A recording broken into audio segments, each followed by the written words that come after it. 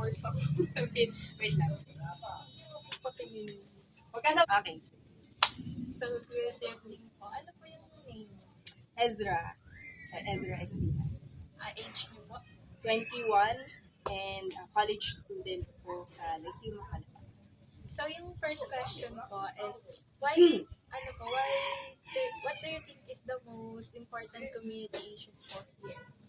So, dito, upon observation, syempre, as a youth, or part ng youth na nakikinabang sa mga projects, syempre yung mga relevant projects natin, and yung tuon ng pansin dun sa mismong, hindi lang sa infrastructures, but also yung sa mga needs ng community, such as yung pansinin na lang natin yung pinaka-obvious, which is yung street lights, yung mga ganun lang.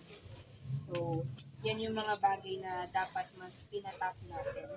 And for me kasi, I think there is always a room for improvement in those parts. Also,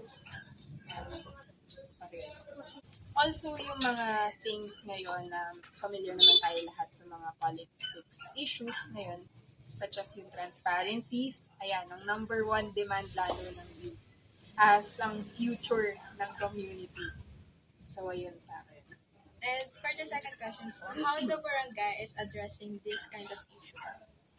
So, sa amin, dito naman, upon seeing the things that are going around, how the barangay is addressing these issues is yung continuous na pag-implement ng mga projects. Sige po. Ayan. So, yung mga pag-tap natin pangamusta sa community, and yung mga pag-ask natin sa kanila what else yung mga needs na and how are we going to achieve it with their help. So, also, meron na rin tayong ginagawang legal matters for this. And, syempre, yung involvement in tapping sa pag-tap dun sa issues na yun, aside sa pag-implement, how to improve, legal matters. Also, yung projection nyo sa mga susunod na years kung paano siya i-resolve. And for the last question po, how citizens, especially youth, can involve in these issues? Paulit na lang nila. How citizens, especially youth, can get involved?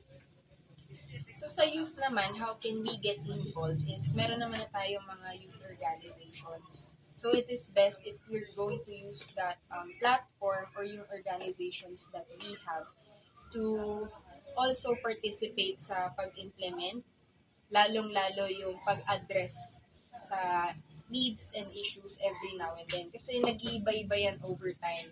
So, kailangan natin yung continuous na feedback, kailangan natin yung continuous na pag-question dun sa mga involved na youth sa community. And also, meron naman na rin mga authority ang youth organizations to handle those kind of issues, especially within their place or sa area. Kasi meron tayong, as far as we know, meron tayong youth organizations sa bawat area.